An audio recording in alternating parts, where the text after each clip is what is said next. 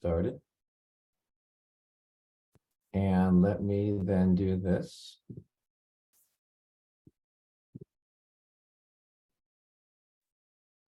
Get everything set up here. You guys should be able to see my screen, yeah? Yes. Awesome. Yes. Okay, great. Yes, we Okay, can. perfect. Well, welcome. And yeah, so welcome to the, maybe it's your first time kind of learning more about quote unquote emotional intelligence, but Julian and I go back some time. We met, geez, so I'm going to guess, Julian, 12, 13, 14 years ago. There was a time We were both much better looking as those days, and right, but different times and whatnot. But yeah, this is awesome. This is my first presentation here for the group. I was honored. Julian asked me to carve out some time for this. So thanks for your time, and let's go ahead and just kind of dive into it, right? So I already kind of know a little bit about you guys, but with that being said, I wanted to find out, what prompted you to sign up for this session. So just because there's so few of us, if you just wanted to kind of put it out there, like, I've got nothing else better to do with my afternoon, or geez, I was genuinely interested to learn something about EI or whatnot, but just curious, whoever wants to share something, let me know why you're here. So I can have a go first. We hear a lot about normal IQ and intelligence quotient, and I've also been coming across emotional intelligence, and I thought maybe this would be a good way to understand it a bit more and start implementing and practicing it, and trying to see how I can improve on it if it's possible at all. Okay, awesome. Thank you for sharing that. Appreciate that. Funny. Who else wants to share something? I can go next. And I think in my work, I've come across emotional intelligence many times, and this has a huge impact on the empowerment of my team across the board. And I, when you look at the performance of a person, you also look at those dimensions, right? So Right. I think if we can enhance our AI, we'll be able to perform better as well in organizations. Awesome. That's why I'm here to maybe learn more about those components. Awesome. Great. Thank you for that, Julian. Yep. Very common to kind of see the connection between the two, no doubt. Okay. Who else wants to share something? Jim? Well, I can say a few words. The first reason I did it is because I have a session coming up with Julian later, and I wanted to see what one was like. So I picked the one that I thought would be the most interesting. Awesome. Okay. Thanks for being honest. That's okay. It's good. I would have done the same thing. Okay. Rob or Sohail? Thanks, Dan. Yeah, I just always want to learn as much as I can about EI. I mean, it just seems like it's a never-ending improvement area for myself, at least. I'm always trying to improve and find better ways to ethically influence people. And I think by having more emotional intelligence and being able to help people more, read people better, I can help them more. And so Awesome. that's what prompted me to be here today. Okay. Awesome. Thank you for sharing that, Rob. Sohail, anything else? No, nothing more to add. Actually, I'm also here just to learn more and to see how I can improve myself. As also Julian mentioned, the correlation between the EI and the performance is very important. So anything to learn more in that area would be great. Okay, great. Thank you for sharing that. Looks like we have someone new that just joined us. Is it Surreal? Yes, don't know if you guys can hear me. Good evening, and apologies for for joining so late. Apologies. Hi, Julian. That's okay. So we're just introducing ourselves, and the question I had asked the group was, what prompted you to sign up for the sessions? If you wanted to share a little bit about why you might be here, Cyril, as well as maybe where you're from, a little bit about you. Absolutely. Yes. Good evening from London. I'm from the UK. I live in London. I'm a senior manager at Shell. I think when Julian shared this initially, the headline looked interesting. I don't have any preconceived ideas. I just wanted to join in and participate and see if I can learn something new. Okay, great. My goal is that hopefully each one of you have at least one or two what I call golden nuggets you take from this for sure. So EI is a journey, and we got to start to scratch the surface, and I think today we'll definitely do that. But so let's go ahead and move ahead and just put this out there. We talk a lot about emotional intelligence, but before we kind of even get into some other things around it, has anyone experienced anything from an emotional point of view, whether at work or personally, that you kind of want to put out there and share with the group, that like whether it's something that didn't go the direction you wanted to go, maybe the emotions weren't in line with your intent. Anybody have anything recently they want to put out there? I think I'm going through an emotional event right now, Dan. Actually, my mother-in-law's been in poor health for many months now, been in hospice, and now they give her about a day and a half before she'll pass away. So very emotional for my wife. She's very close with her mom, and so just a very emotional, that's an emotional event, right? There you go. Thanks, Rob, for mentioning that. And absolutely. So and is it, if you take a look at a person when they show up for work and this is going on in their life, this is a part of their emotions. This is what they're kind of carrying, right? So this is kind of what we'll kind of talk about, awareness of others, right? What journey they happen to be on, right? Anyone else have anything else they want to put out there that was emotional for, or was emotional, or it could have been recently, or something in the past? Well, I had a somewhat of an emotional event last week. On Wednesday, the new book I've been working on went to the printer. Nice. Okay, there you go. I love it. Yeah. So emotions can be, all over, right? They could be elation, etc.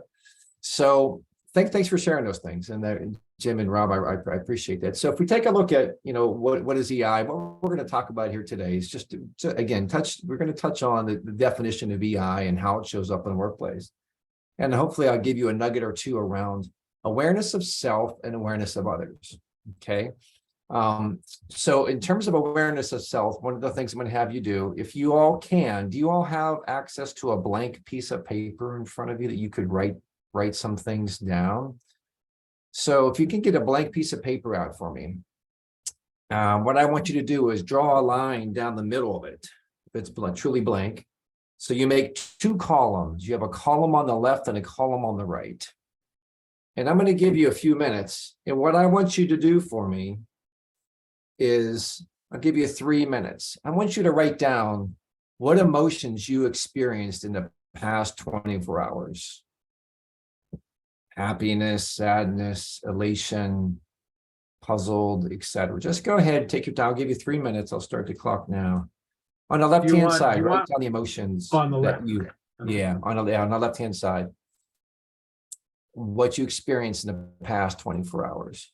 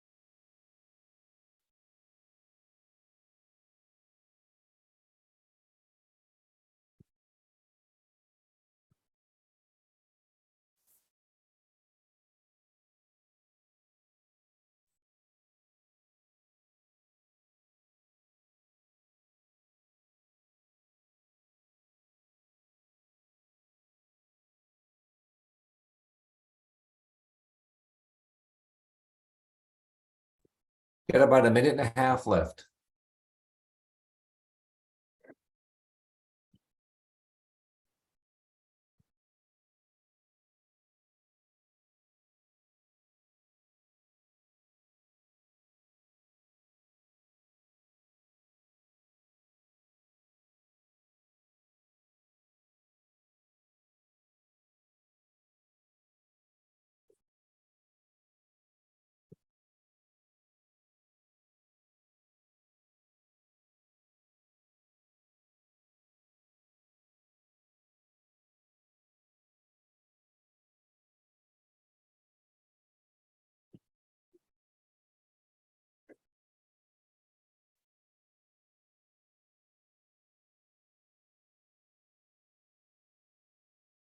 Just about 30 seconds.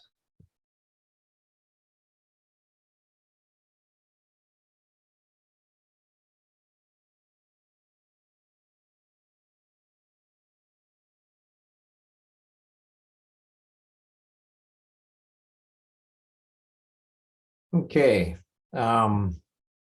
Thanks for doing that. What I'd like for you to do is count the number of positive words that you have, and just on the left-hand column, just put positive and put that number, and then count the number of negative feelings that you would have had and kind of put that number, right? So total them up.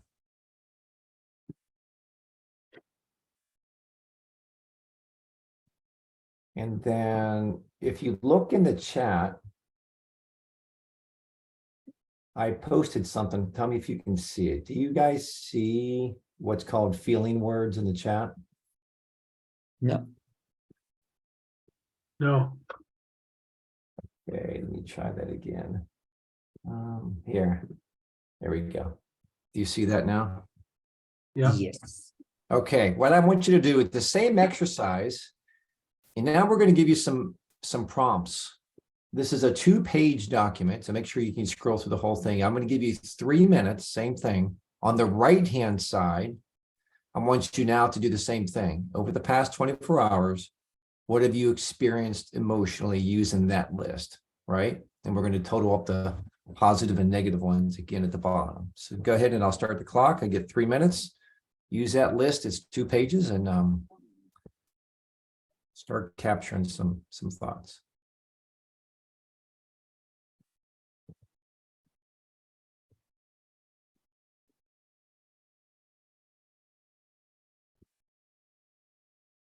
so right, Dan, are you saying right?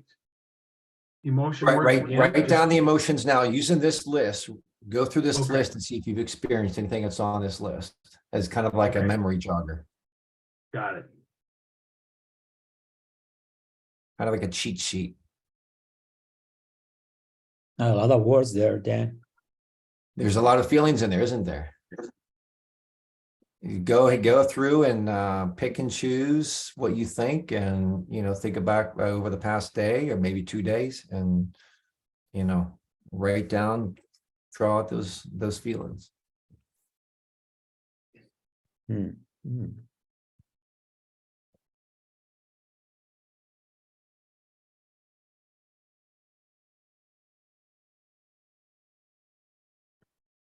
Got about 2 minutes left.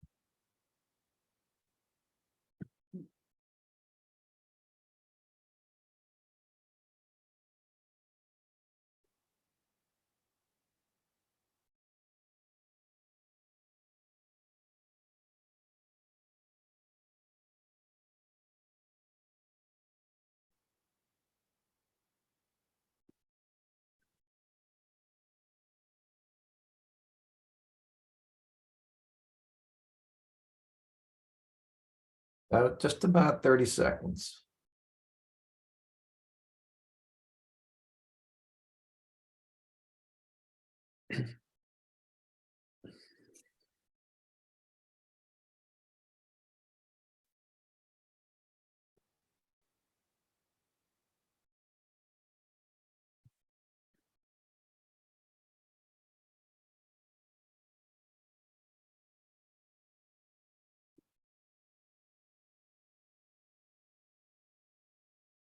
All right, let's call it a wrap. So go ahead and just kind of total them up, total your positive and total your negative on the right column.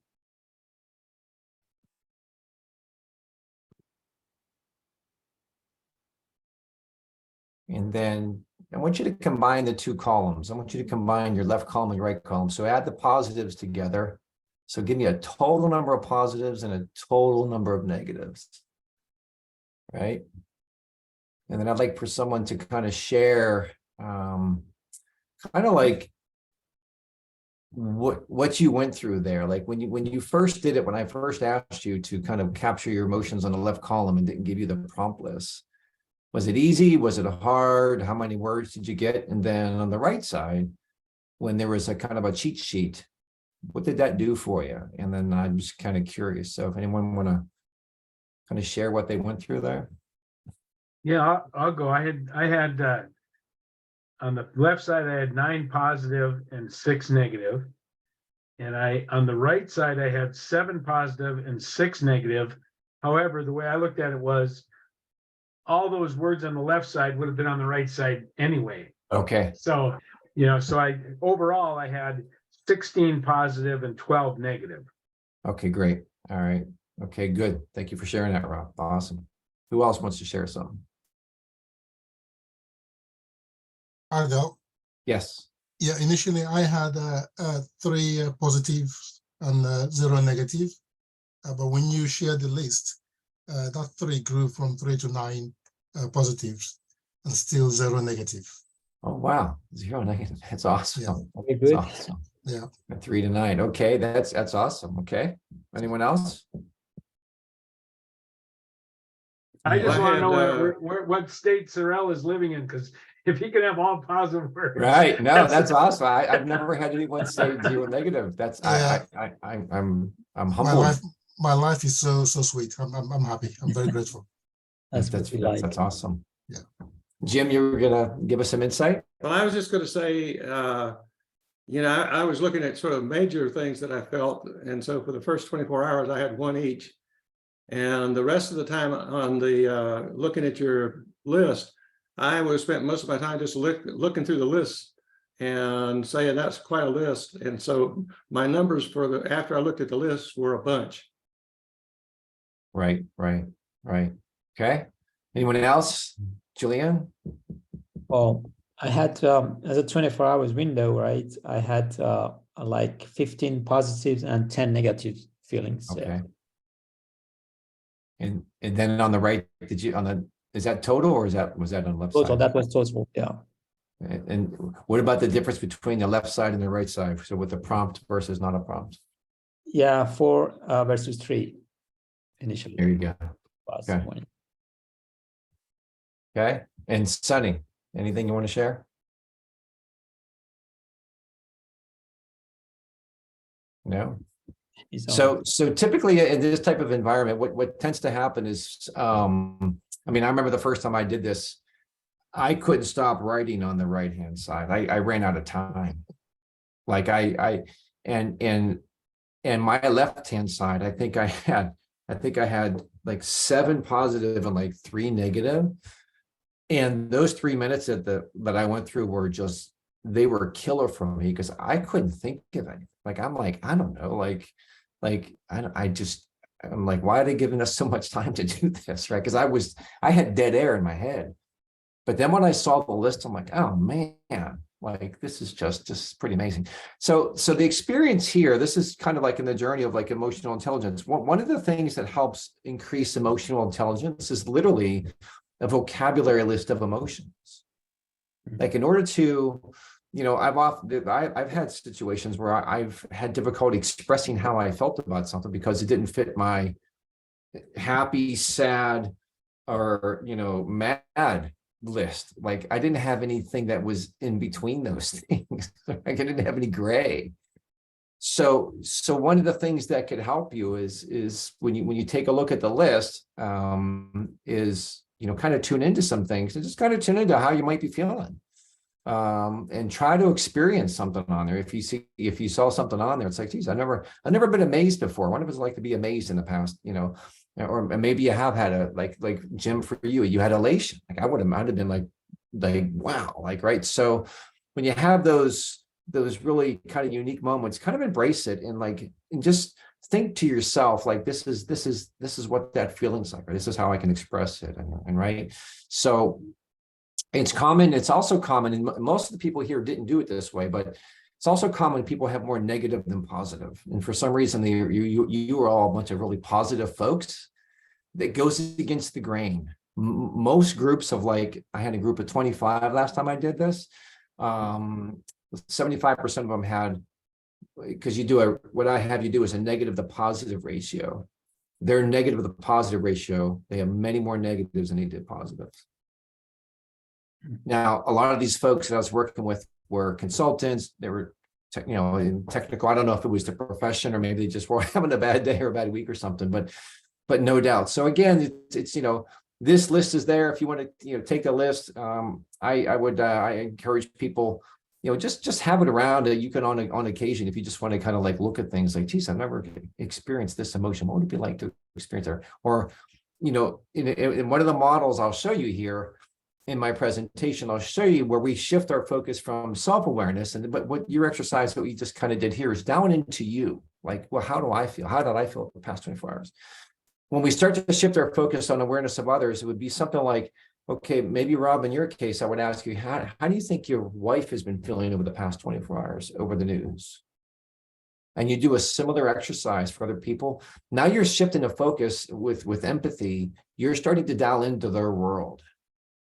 And that's where it gets really challenging, because then you're trying to, like, you know, let that person feel as they are and interact with them. So, you know, emotional intelligence, simply put, is really managing emotions in the workplace. And I'm a believer that you just can't separate workplace and personal when it comes to emotions. I mean, most people can't, but it's managing emotions in such a way that you manage them to, not that you're trying to make gain out of emotions, but you're trying to manage them appropriately. So you optimize the situation, whether it's bad news or it's good news, you are kind of in tune with that. So that's kind of like what that means, right? So before I go on, any other questions or thoughts kind of around this? I had a breakout room scenario set up for this, but we won't get into that just because of the size of the group. But any other takeaways from this that anyone, any revelations or anything that came to you and kind of walking through those two columns?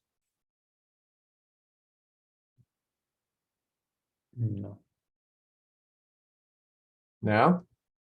No aha moments is what I call them. Okay, that's okay. So if you take a look at what all this it means, right? So we, you know, no doubt emotions influence decisions, behaviors, performance. The material that I'm leveraging here is from an organization called Genos International. Genos International was born in Sydney, Australia, in the academic world. It was actually the founder of the company of Genos. This was an academic. It was for his PhD. He was investigating, doing research into emotions in the workplace, and he came across, you know, some findings. Did, you know, in his research to kind of build a model, and I'll share with you what that model looks like. But he, you know, his premise was there's no doubt that emotions in the workplace affect how we get along with others or interact with others, and how we show up. Right. When we kind of get down to it, it's how we are showing up. Are we present? Are we aware of others? Or are we insensitive? Or just kind of getting a task done? You know, it's all about how you're showing up in any kind of engagement that you're in, whether it's personal or professional. So just I have one question then. So Yep. when we talk about you know, how you show up, so I mean, what is the prerequisite there? Is that you have to show up naturally, or you have to be authentic? You know, like, do you need to consider your environment and you adapt yourself?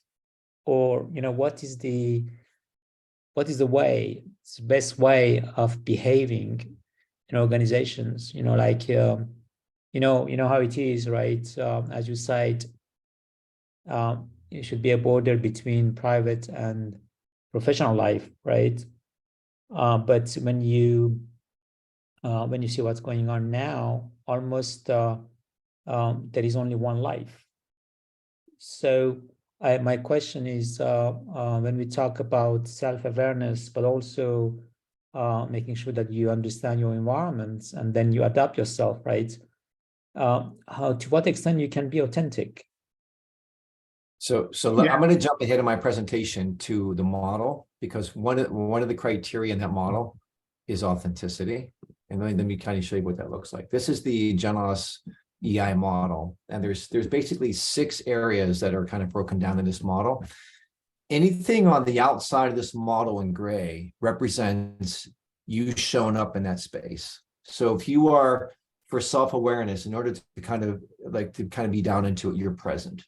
So if you're not present, what's I hate to say the opposite, but when you're not present, you could be disconnected or perceived as disconnected, right?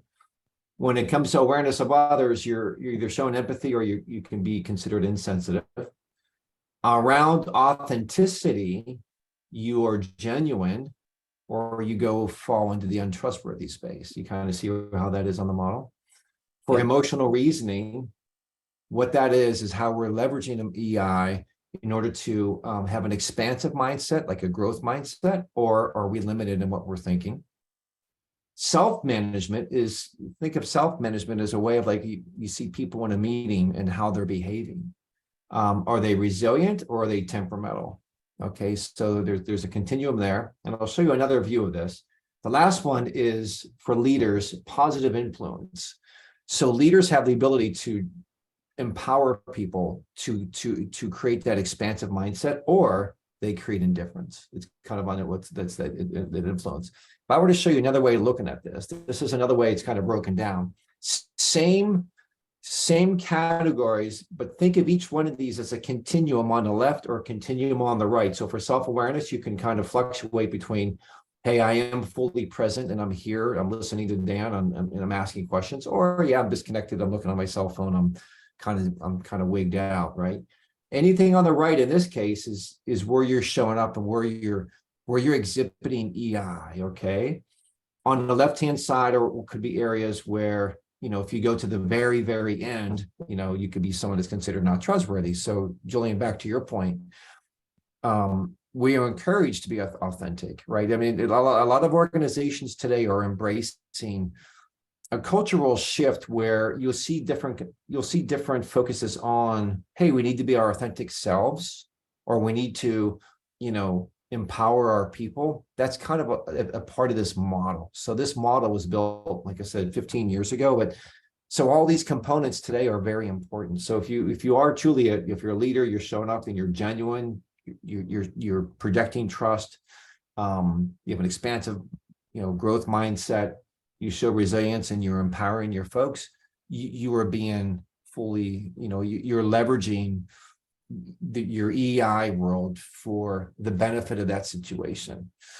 And one of the things I do with people is I conduct, I'm kind of towards my end of my presentation when I do this. There's another exercise I'll get back to, but some of the ways we can break down and how we understand and embrace EI. There are individual assessments that could be done, where I've done work with people on an individual basis where we get a 180 or a 360 done. And what that means, has anyone had a 180 or a 360 done before with peers, right? So this is a peer review.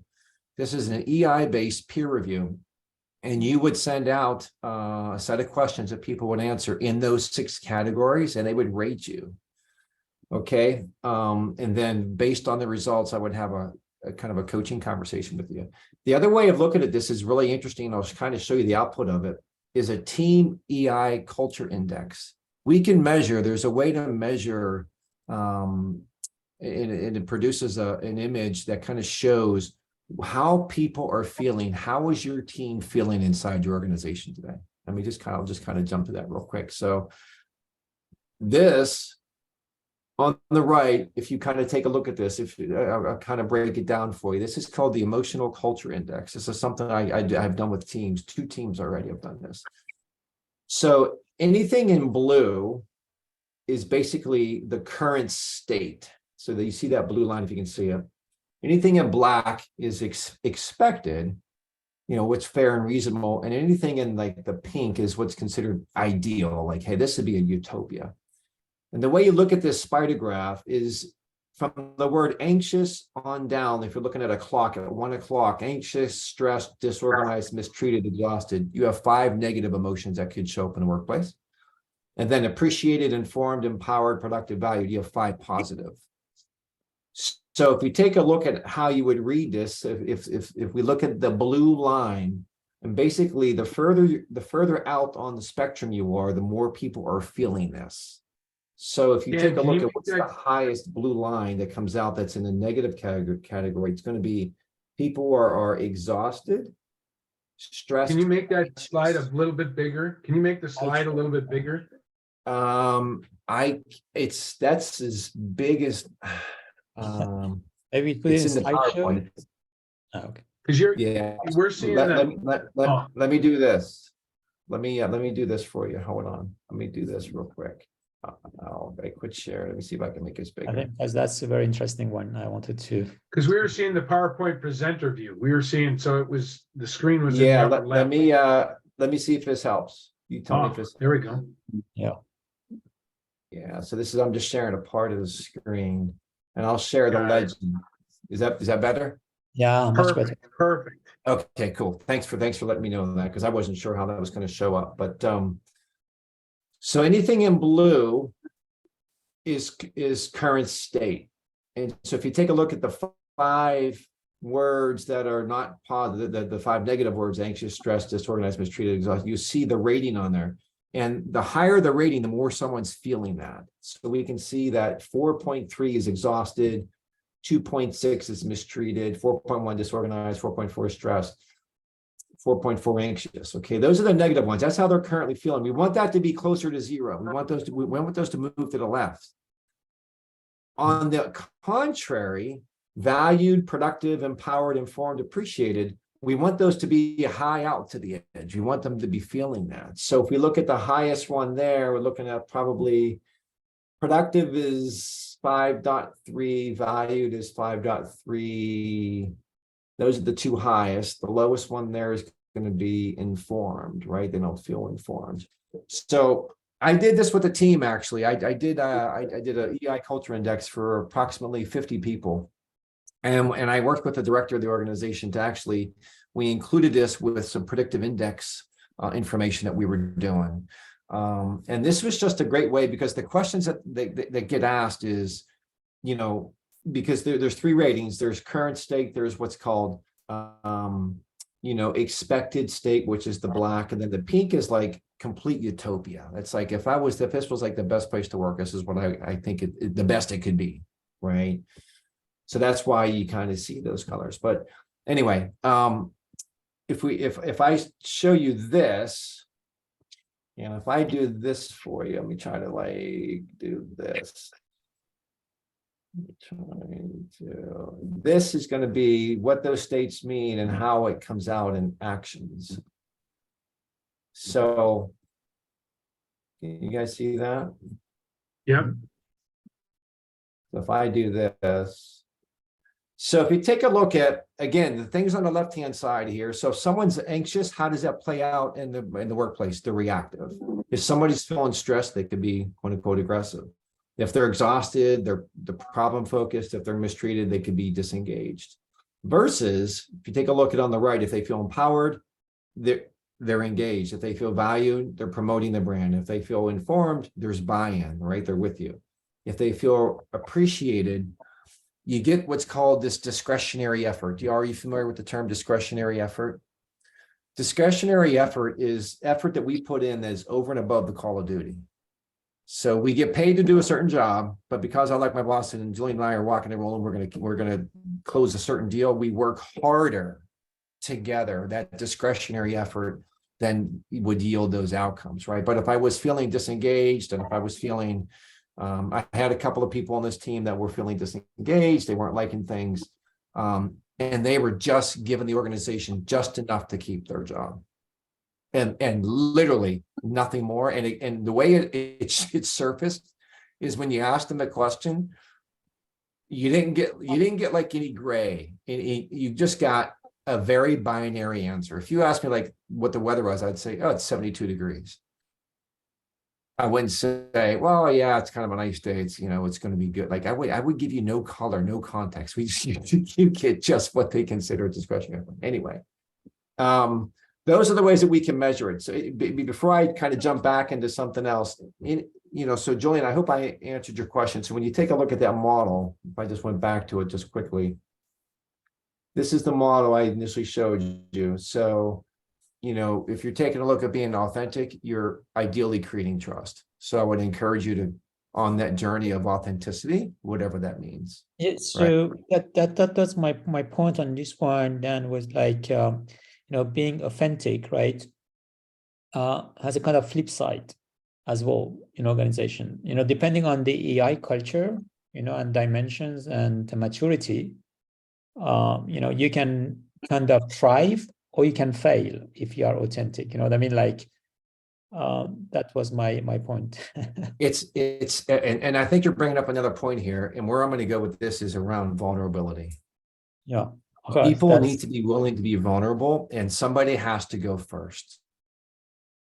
And so I'm a part of a men's group that I go to once a week. And, when you have a bunch of guys sitting together and we're working through some content, one of the things that we had to try to work on is our own vulnerability.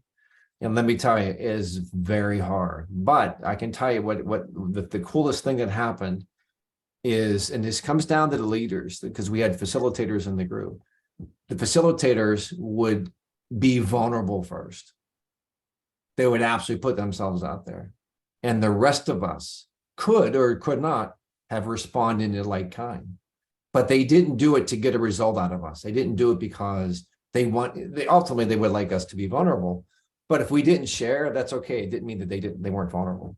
They put themselves out. So as a leader, one of the things that I work with people on and coach them on is this idea of vulnerability. So we all struggle with it. It's like, how much can I say? What if I offend people? It's like, you know what?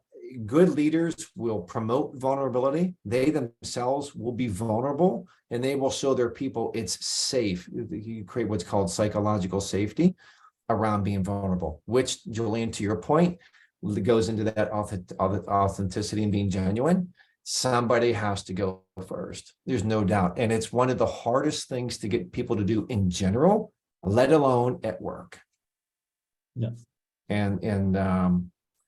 Yeah. So I don't know if someone has any experience around that where maybe they were vulnerable and it didn't, I don't know, you didn't feel good about it at the time or whatnot, but or maybe I've got a good example, Dan. in an environment where there's not enough vulnerability.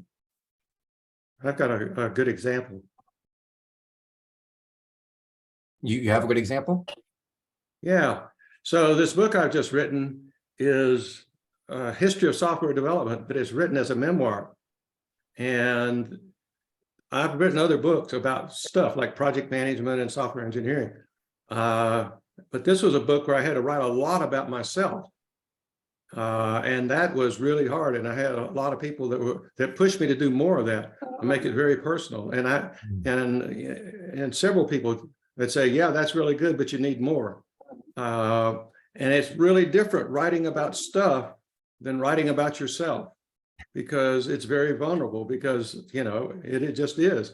So I've had a lot of recent experience with that's been very up and down. And I think in the end it'll be positive, but there's still some anxiety there.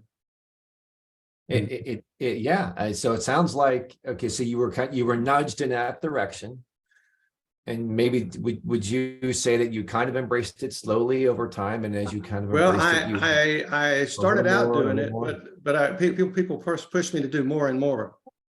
Okay. Did you push back initially when you're like, that's enough? I'm good there. No, I didn't. I liked the fact that they were pushing me, and I did add more. Nice. That's awesome. That because that's in print, right? It's not even a Yeah. conversation. You're actually writing something. It's like there But you know, forever. the way I thought about it, you know, I'm 77 years old. What are they going to do? Right. Right. No, that's awesome. So looking back on your experience, Jim, how do you feel today? How are you feeling right now at this moment as you share this around kind of that journey you went through around vulnerability and writing that? What's that feeling like for you right now? Well, it kind of unfolded over time. I started out, actually the book started out as a memoir for my grandkids. Oh, wow. And then it sort of expanded it. And at some point I said, oh, maybe somebody other than my grandkids would like this. And so it kind of expanded from that idea of a memoir. And as I wrote it and tried to include experiences of mine plus software development history, which one was going to be the main theme of the book really came out. And so the theme of the book switched from stuff to me. And that was a transition over time. Interesting. But it really allowed me to say some things that I wanted to say. And in fact, one of the things that happened is rather than write a chapter, I had a bunch of stuff in the last chapter. And my editor said, why don't you take that chapter and break part of it into an afterword? And so that's what I did. And the afterword is very personal. And so there are a number of different things that happened over the course of the book. And how do I feel right now? I feel like it was a great journey that I went through, but I'm a little anxious as it's going to hit the public here fairly soon. Okay. Well, good for you. That's awesome. And I love to hear things like that. And that's quite the challenge to put things out there in print. Yeah. That's I commend you for that. I mean, that's awesome. And that's a great example. So thank you for sharing that. And I look forward to your book release. And the reason I'm even intrigued into it more is because if it's more about you, that intrigues me more than maybe even the topic. So I love the fact that you personalized it, because that raised my interest level, just so you know. So awesome. Anybody else have anything else kind of in that space around vulnerability? I was doing a workshop once where I was the facilitator in a small group, and the assignment was to talk about a mistake that you made in the past, maybe at work, but a mistake you made. And in the group was the executive vice president of the company, and then a couple of people that were 2 or 3 levels below him. So I asked him to go first, because I knew if he didn't go first, the other people would be very cautious about what they talked about. There you go. Well, he went first, and he talked about a mistake that he made at work. And then the next person also talked about a mistake that they made at work. And they said to him, when that second person got done, they said, and I want to thank you for going first and talking about a mistake at work, because if you wouldn't have talked about a mistake at work, there was no way I was going to talk about a mistake at work. So the importance of going first, and he showed a little vulnerability, saying, hey, I made this mistake here at work. Absolutely. And so it was reciprocated. That's awesome. How true is that? That's just, I don't know. It's just kind of how it is, right? And I love it when there are leaders who naturally do it. And you can, I don't know, you can kind of get a feeling from folks, whether they, what kind of leader they are. Are they being authentic to you? Or maybe, Julian, you can kind of pick up on, ones who are authentic are the ones that you can only go so far, right? And then you kind of like, it's just business and that's it. But yeah, anyone else have anything else you want to share kind of around that? Julian, do you have anything you can share? Is there a specific challenge kind of around vulnerability that you're looking at this point? It's because this point for me is kind of critical in building relationships and kind of influencing AI in organizations. So right, in trust as well, right? And but the other dimensions that we see here, I'm interested in knowing what Sohail and Sunil and Cyril, they kind of think about those dimensions. I mean, do you guys come across this? I mean, what's the maturity of the organization you're working in? Sohail here, if I may say some word. Actually, right now,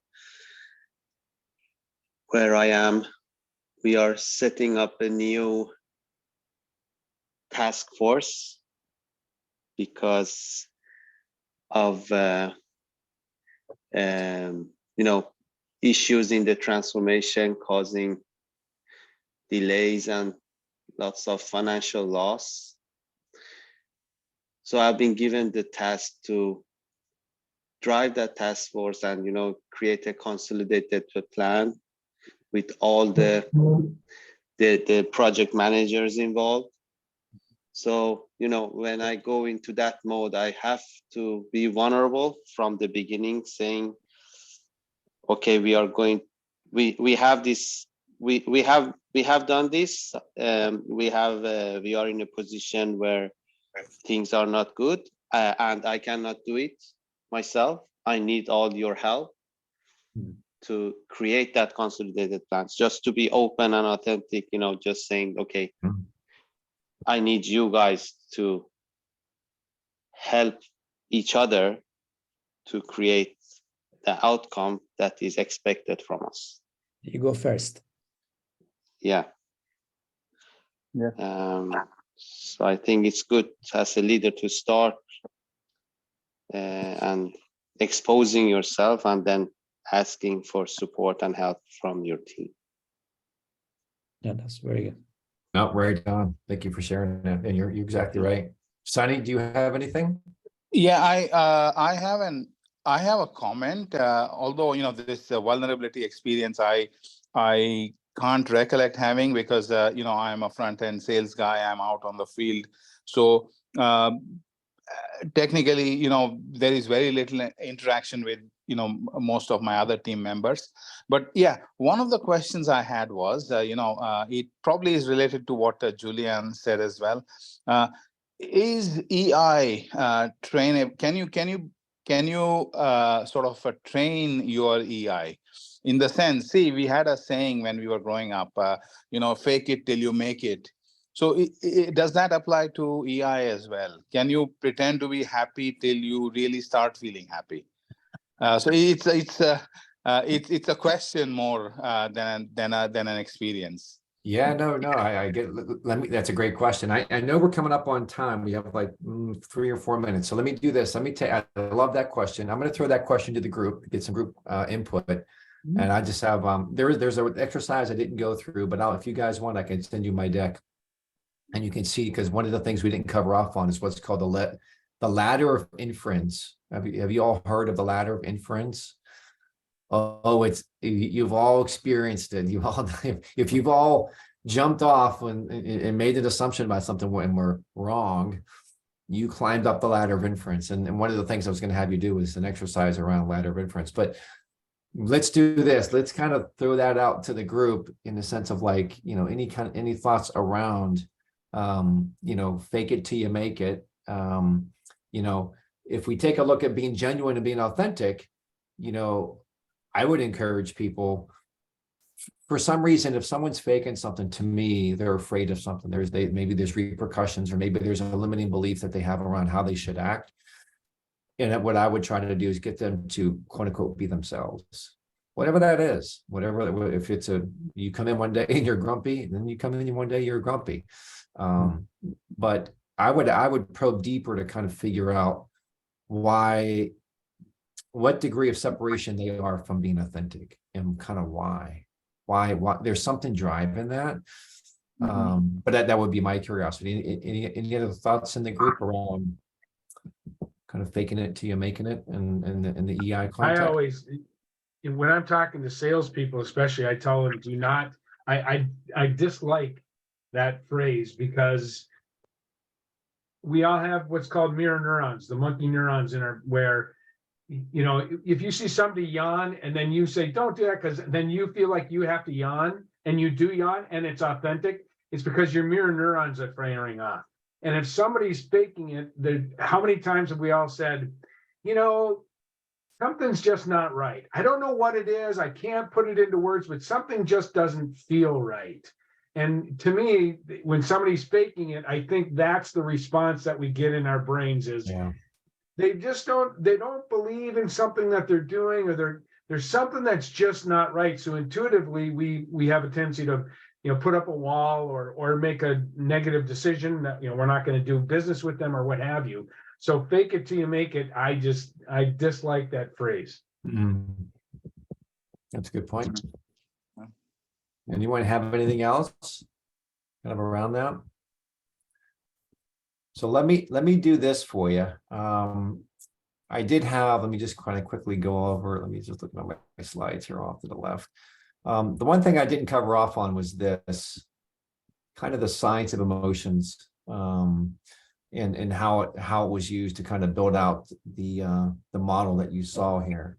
But no doubt, just maybe one thing to reinforce for you is every experience you have the potential of that experience kind of being positive, useful, reward-oriented, satisfaction, meaningful, or you have something, it can make you uncomfortable, it could be a threat, it could cause concern, worry, whatever. And no doubt we each process decisions every day based on how we're feeling to how we go forward with decisions and behaviors. Jim, you described a situation where you were kind of feeling one way and you kind of did something and feeling another way. This is played out to how you wrote your book. And then even today, as you're going through a book release, you're anxious. You see, you have some anxiousness around it, right? So it's going to come out of your decisions and your behaviors somehow, right?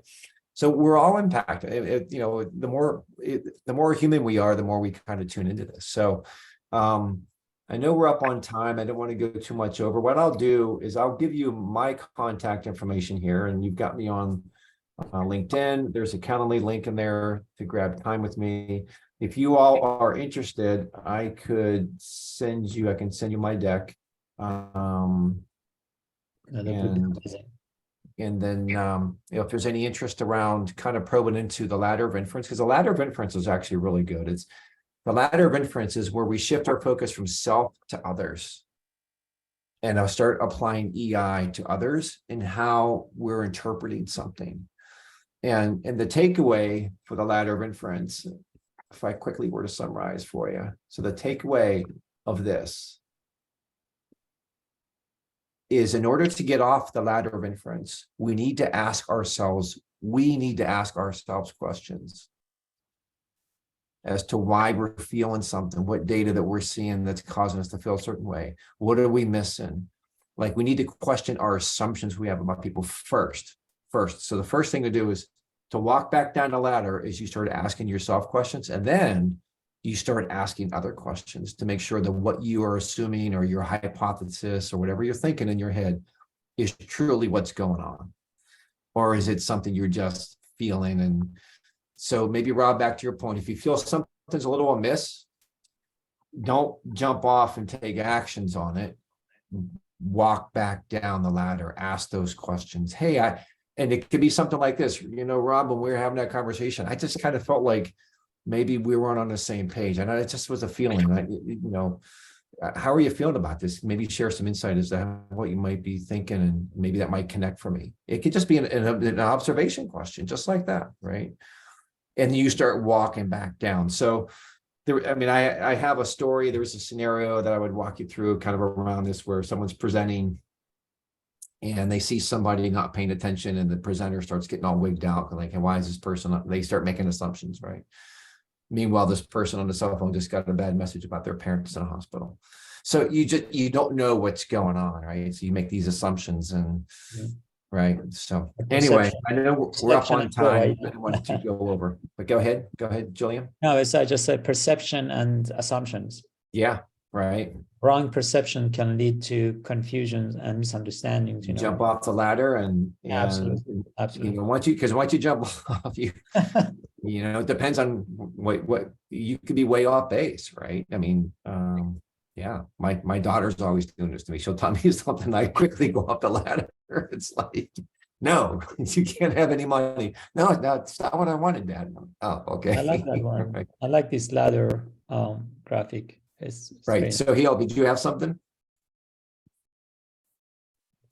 No, as Julian mentioned, I really like this one. This is so important when you're working in Yeah. complicated, complex, big organizations, when you have a perspective that you think is right. And that is so important to explore, to understand if what your point of view is actually correct or not, before you take any action that would, cause damage to yourself and your image as a brand, and also to your delivery. So this is so important, and it's based on my own experience. Done that, and then Well, now it's I know. where I used to work, the CEO used to always say that we earn trust in drops, but we lose it in buckets. Yes. Right. We absolutely, it's so hard to get trust, and then we do something, it's like, ugh, I just blew it. Yeah. Right. And then you're like, okay, what am I going to do to slowly earn trust back? Right. But well, listen, this has been awesome to have you guys here. I wanted to respect your time. I know it's late in the evening over there in the UK. Any other final thing, any one or two takeaways? Anybody have any takeaways from the session today? The ladder. Go ahead, John. The ladder is amazing. I think I need to have this picture hanged on my wall. Yeah. Okay. Okay. That's true. I like it. Yeah. Same. I appreciate the feeling words, the list of feeling words. I'm going to use that. And Nice. I appreciate the fact that it was a small group and we could all sort of talk together. Yeah. It worked out well. Awesome. Yeah. Thank you, Jim. Surreal, anything? No, just thanking you. Thank you, Dan. Thanks, Dan. It was very kind of appreciated as well. And, No, it's all good. If we can do another session comes up, I can spend some more Very nice. time into the ladder prints and so forth, and kind of tie this all together. Julian, if you think that makes sense, but thanks for being here first time. And there's your video. So now we see you. So it's good to see a face. So thank you all. And then Julian, what I'll do is I'll get the recording out to you, and then I'll send you all the deck. And if you're interested, I can also include it's a PDF that talks about the emotional cultural index, the EI culture index, that around how the team is feeling. So if you want to start taking a look at like how this impacts teams and what teams can learn from some EI work, it's a really good white paper on how those emotions. I think it's great. also good to apply this in agile teams. Yes, absolutely. Really, No doubt really about cool. it. Yeah. Okay. All right, everyone. Thank you for your Thank time. you, I really Dan. appreciate it. Thank you, everybody else. Thank you, Have a good everyone. evening. Cheers. Okay. Thank you, Thank you. everyone. Stay warm, right? Yes. Yeah. Thank you. We all have to stay warm. Okay. See you, Stay everybody. safe. Bye-bye. Bye-bye. Thanks, Julian. Okay. You're welcome, Cyril.